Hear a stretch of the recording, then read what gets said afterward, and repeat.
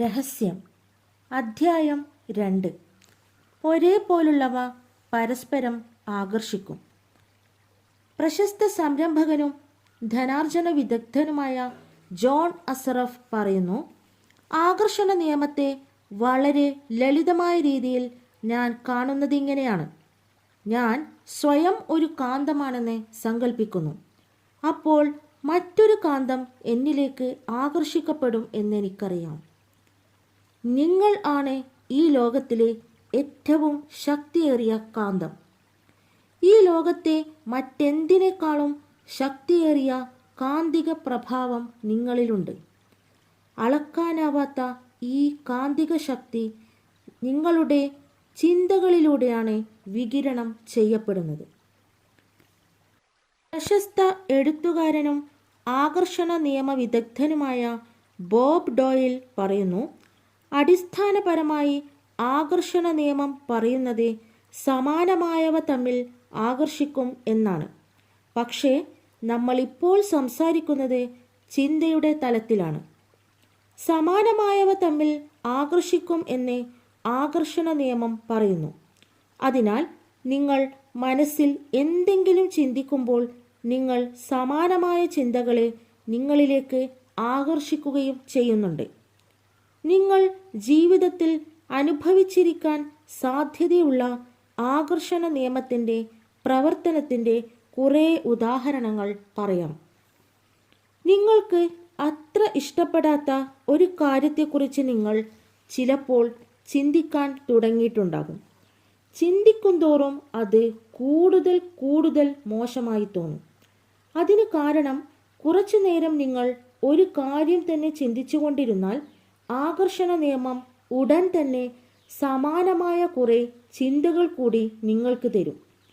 നിമിഷങ്ങൾക്കുള്ളിൽ നിങ്ങളുടെ മനസ്സ് സമാനമായ അസുഖ ചിന്തകൾ കൊണ്ട് നിറയും. സാഹചര്യം കൂടുതൽ വഷളാകും. കൂടുതൽ അതിനെപ്പറ്റി ചിന്തിക്കുമ്പോൾ നിങ്ങൾ കൂടുതൽ അസ്വസ്ഥനാകും. സമാനമായ ചിന്തകൾ ആകർഷിക്കപ്പെടുന്നത് ചില പാട്ടുകൾ കേൾക്കുമ്പോൾ നിങ്ങൾക്ക് അനുഭവപ്പെട്ടിട്ടുണ്ടാകും. ആ ഗാനം നിങ്ങളെ വിട്ടുപോവാതെ നിൽക്കുന്നത് പോലെ തോന്നും. അത് വീണ്ടും വീണ്ടും നിങ്ങളുടെ മനസ്സിൽ ആവർത്തിക്കും.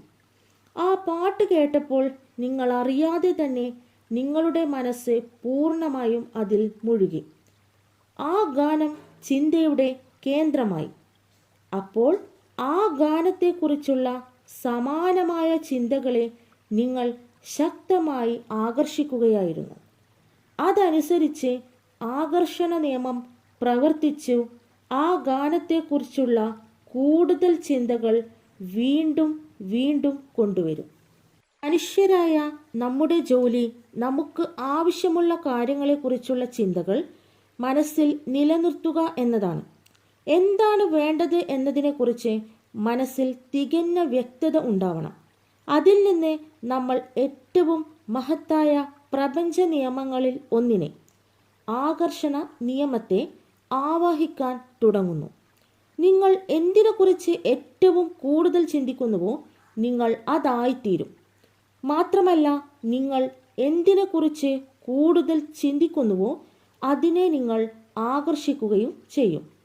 ഇപ്പോഴത്തെ നിങ്ങളുടെ ജീവിതം നിങ്ങളുടെ കഴിഞ്ഞകാല ചിന്തകളുടെ പ്രതിഫലനമാണ്. അതിൽ മഹത്തായ കാര്യങ്ങളും അത്ര തന്നെ മഹത്വമില്ല എന്ന് നിങ്ങൾ കരുതുന്ന കാര്യങ്ങളും ഉൾപ്പെടും. നിങ്ങൾ എന്തിനെക്കുറിച്ച് കൂടുതൽ ചിന്തിക്കുന്നുവോ അതിനെ നിങ്ങൾ ആകർഷിക്കും എന്നുള്ളതുകൊണ്ട് ജീവിതത്തിലെ ഓരോ വിഷയത്തെക്കുറിച്ചും നിങ്ങളുടെ പ്രമുഖ ചിന്ത എന്തായിരുന്നു എന്ന് അറിയാൻ പ്രയാസമില്ല. കാരണം അതുതന്നെയായിരിക്കും നിങ്ങൾ അനുഭവിച്ചത് ഇത്രയും കാലം. ഇപ്പോൾ നിങ്ങൾ രഹസ്യം പഠിക്കുകയാണ്. ഈ അറിവുകൊണ്ട് നിങ്ങൾക്ക് എല്ലാം മാറ്റാൻ കഴിയും.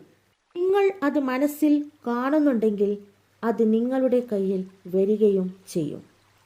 നിങ്ങൾ എന്താണ് ആഗ്രഹിക്കുന്നത് എന്നതിനെക്കുറിച്ച് മനസ്സിൽ ചിന്തിക്കാൻ കഴിഞ്ഞാൽ, അതിനെ നിങ്ങളുടെ പ്രബല ചിന്തയാക്കാൻ കഴിഞ്ഞാൽ നിങ്ങൾക്കത് നിങ്ങളുടെ ജീവിതത്തിലേക്ക് കൊണ്ടുവരാൻ കഴിയും. പ്രശസ്ത എഴുത്തുകാരനും അന്താരാഷ്ട്ര പ്രഭാഷകനുമായ മൈക്ക് ഡൂളി പറയുന്നു, ഈ തത്വത്തെ നമുക്ക് 3 വാക്കുകളിൽ ചുരുക്കി പറയാം. ചിന്തകൾ വസ്തുക്കളായി മാറും. അതിശക്തമായ ഈ നിയമത്തിലൂടെ നിങ്ങളുടെ ചിന്തകൾ നിങ്ങളുടെ ജീവിതത്തിലെ യഥാർത്ഥ വസ്തുക്കളായി മാറുന്നു. നിങ്ങളുടെ ചിന്തകൾ വസ്തുക്കളായി മാറുന്നു. ഇത് നിങ്ങൾ നിങ്ങളോട് തന്നെ പറയുക. അത് നിങ്ങളുടെ പ്രജ്ഞയിലും അവബോധത്തിലും അലിഞ്ഞു ചേരട്ടെ. നിങ്ങളുടെ ചിന്തകൾ വസ്തുക്കളാകുന്നു. ചിന്തകൾക്ക് ഒരു തരംഗ ദൈർഘ്യമുണ്ട് എന്നത് പലർക്കും മനസ്സിലാവാത്ത കാര്യമാണ്. ചിന്തകളെ നമുക്ക് അളക്കാൻ കഴിയും.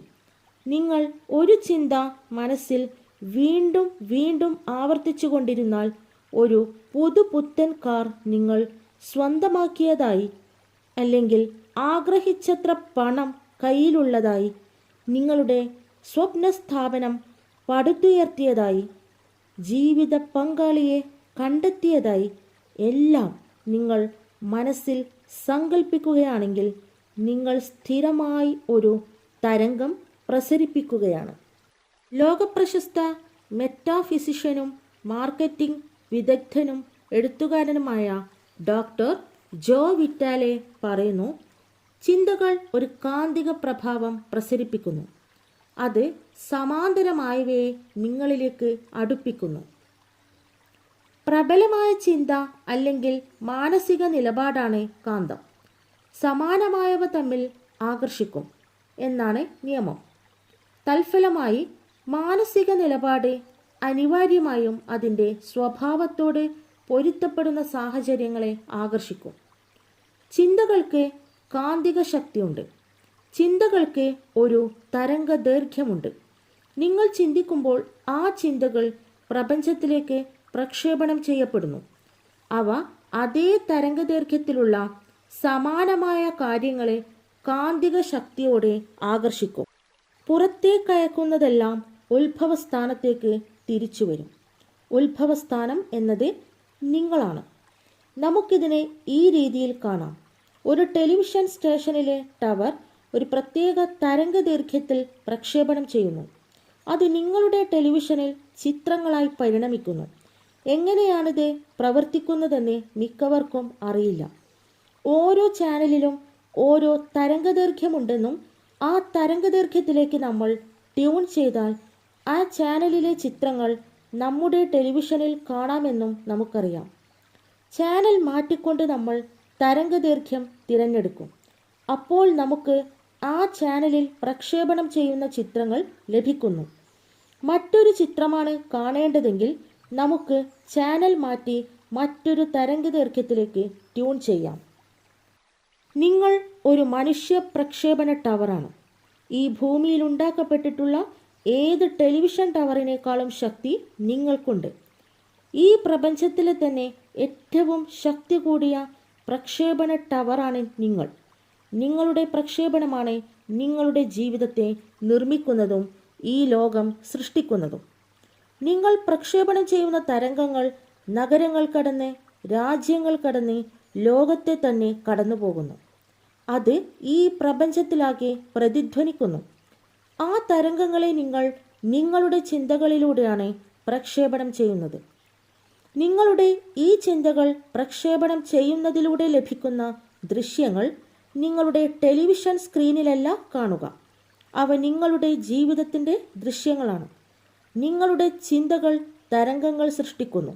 അവ അതേ തരംഗദൈർഘ്യത്തിലുള്ള സമാനമായവയെ ആകർഷിക്കുന്നു.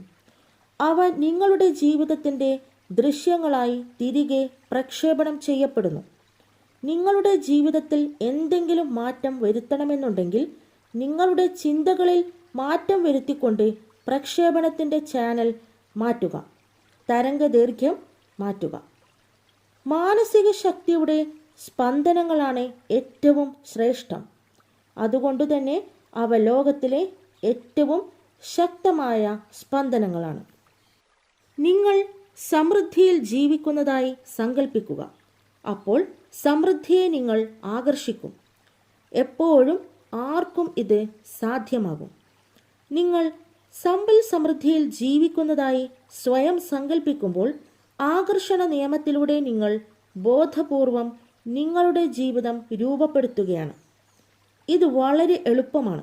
അപ്പോൾ സ്വാഭാവികമായും ഒരു ചോദ്യം ഉയർന്നു വരും: എന്തുകൊണ്ടാണ് എല്ലാവർക്കും അവർ സ്വപ്നം കാണുന്ന ജീവിതം നേടാൻ കഴിയാത്തത്?